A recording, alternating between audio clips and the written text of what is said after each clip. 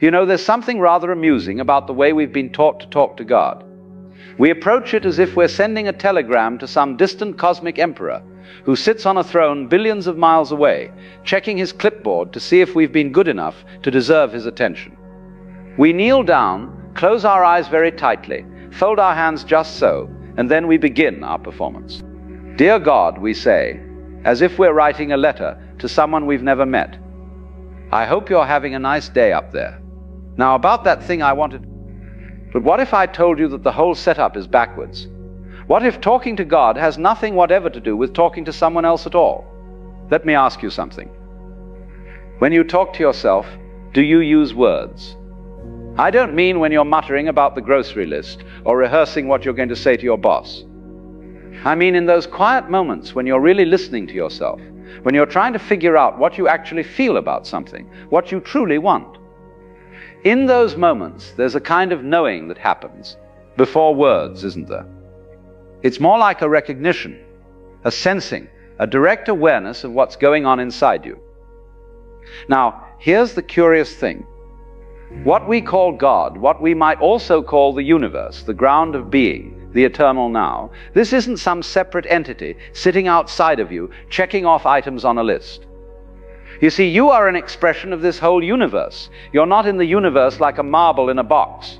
You are something the universe is doing right here, right now, in the same way that a wave is something the ocean is doing. So when you talk to God, you're not really talking to someone else. You're becoming aware of what you already are.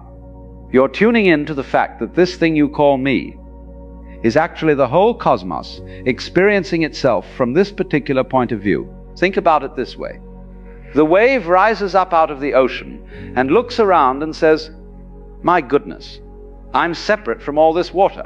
But of course, that's nonsense. The wave is water. It's made of water. It moves with the water.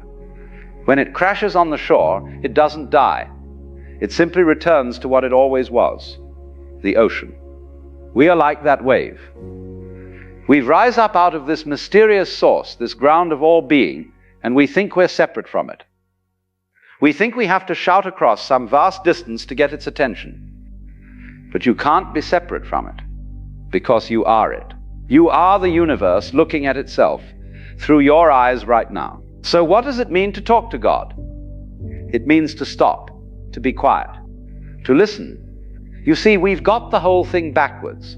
We think prayer is about speaking, about making our requests known, about explaining our situation to some divine bookkeeper who might not have noticed what's going on in our lives.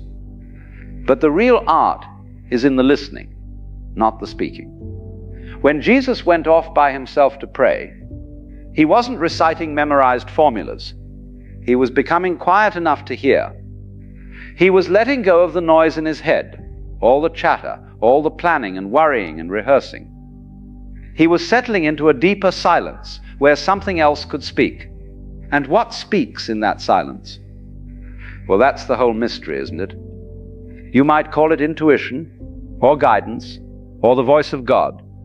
But what it really is reality itself making itself known to you. It's life showing you what wants to happen next. Let me tell you what happens when most people pray. They come with an agenda. They've already decided what should happen. They've figured out exactly how God should fix their problem, exactly what solution would be best. And then they dress it all up in humble language.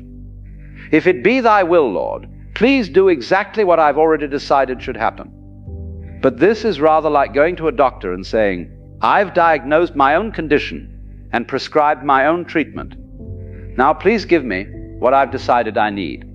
The doctor might smile and say, perhaps we should examine you first, don't you think? The correct way to talk to God is to come empty. To come not knowing. To come without your list of demands and requirements. To come as pure listening, pure receptivity, pure openness to what is. This is not passivity. This is not. It's something much more alive than that. It's like swimming in a river. If you try to control the water, if you try to force it to flow in a different direction, you'll exhaust yourself and probably drown. But if you relax into the current, if you feel which way it's moving and flow with it, Then you discover you can navigate with incredible grace and power. When you sit quietly and stop all your internal chattering, something remarkable happens. At first, you notice all the noise, all the thoughts bouncing around like popcorn in a hot pan, all the worries, the plans, the memories, the fantasies. And your first instinct will be to try to stop them, to push them away, to make your mind blank and pure. But you see, this too is just more doing. It's more controlling. It's more of you trying to force reality to match your idea of how it should be. Instead, simply watch. Watch the thoughts come and go like clouds drifting across the sky. You don't have to do anything with them. You don't have to believe them or act on them or push them away. Just watch